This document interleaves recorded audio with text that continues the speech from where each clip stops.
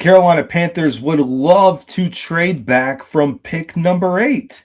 The question is there going to be a suitor that is available to trade up? Let's dive in. Brace yourself for the ultimate Carolina Panthers experience. Welcome to Two Growls One Roar, the podcast that hits harder than a Luke Kuechly tackle. We're diving deep into the heart of Panther Nation, bringing you unrivaled passion, insider takes, and pure gridiron fire. From Wilmington to the cosmos, this is your home for the fiercest football talk east or west of Charlotte.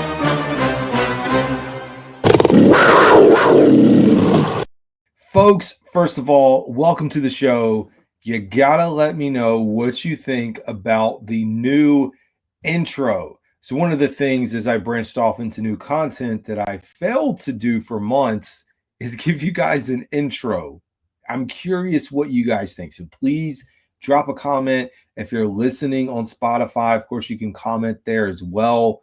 Let me know what you think, or just reach out to me on social media. But it was long overdue to get an intro back in place. But we're not here to dissect the state of my podcast intro. We are here to break down what we heard from Dan Morgan today. So this was the pre-draft presser. We've seen these a few times now over the course of the last few years. And I'm sure they've been every year, if we're being honest. Like, I'm just telling you, from the time that I've followed the team, last 2.5 years, this is where we landed. So anyways, heard from Dan Morgan today.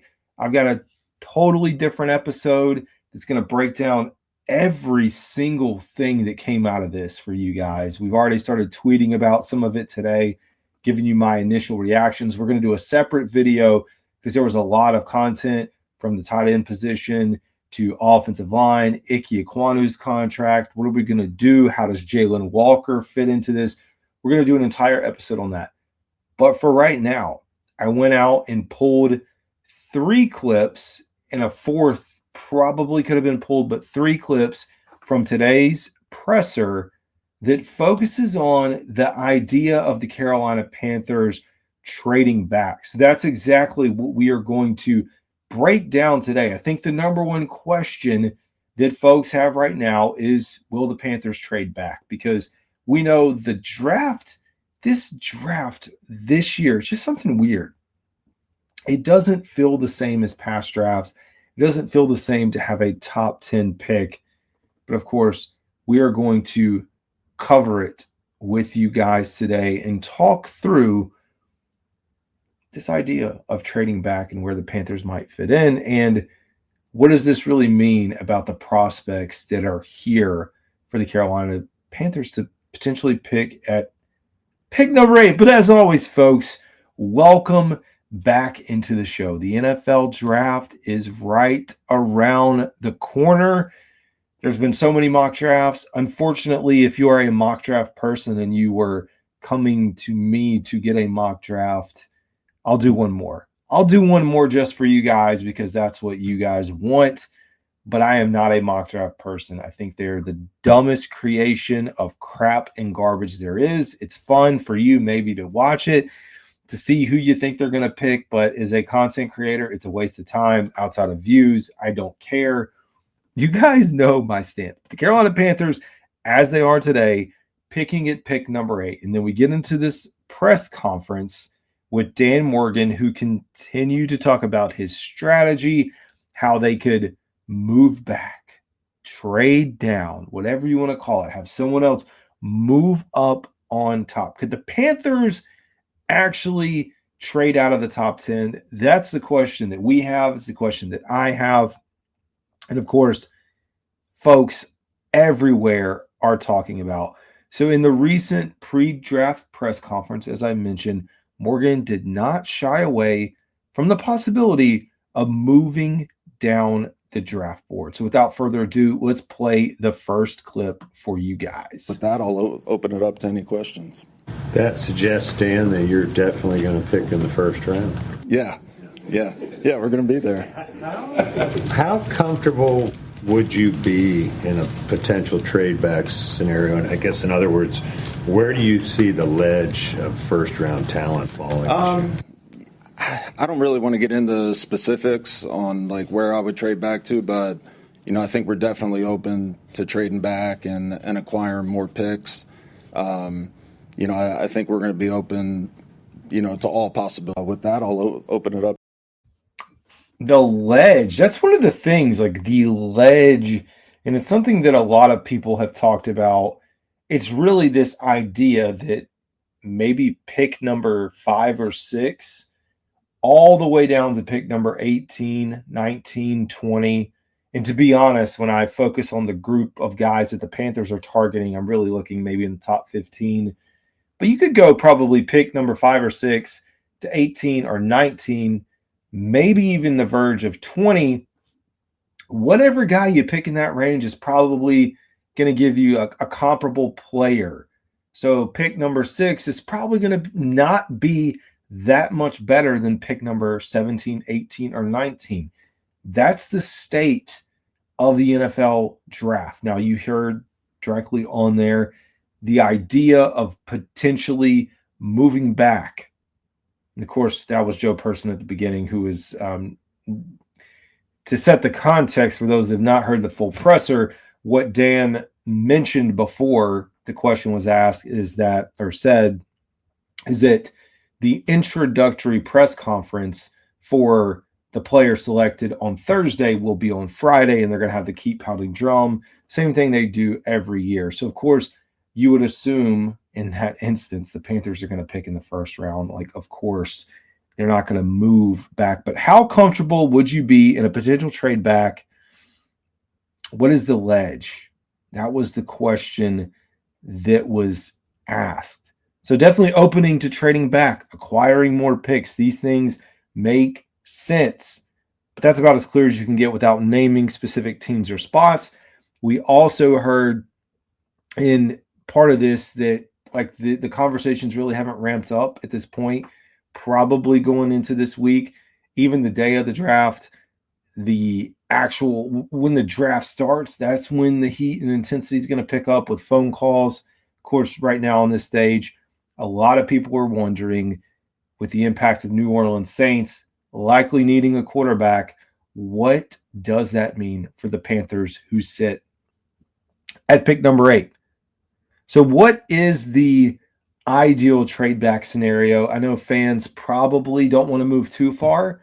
Like, even though we sit here and say pick 12, 14, 15, 17, probably the same caliber player, I think folks still probably a little bit worried about moving too far back. So you want to move back a decent amount to still get an impactful player at a position of need, and then, of course, open the door to acquiring an additional draft pick, whether it's a second or a third, would be ideal for the Panthers. Like, that's where the sweet spot is in this. But we have the second clip that we're going to play here, talking about the rationale of trading back, having the guy.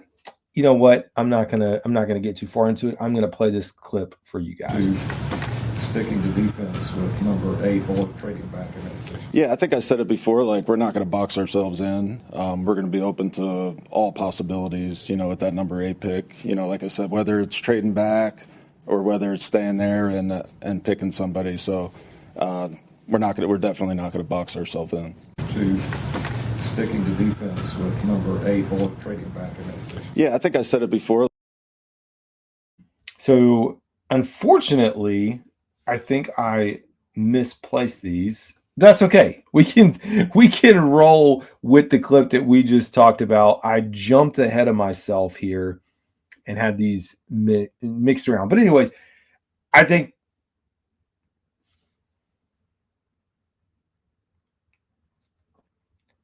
it's clear the Panthers, as they sit here, one, they're not boxing themselves into a particular position.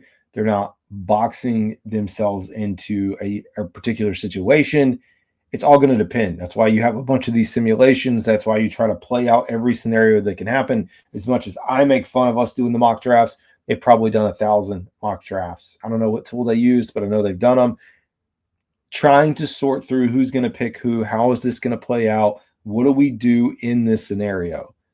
So leaving everything open. Now we will actually get into the clip that I wanted to play originally as we sort through this. This is the one with a little more information. And as we lead into this clip, there's something that quite literally sticks out, and it has to do with the Panthers potentially being stuck. This idea that pick number 8 is actually in a situation where there's nobody that wants to move up. Like everybody wants to move back. Nobody wants to move up. The player, whoever it is that they want, is not available.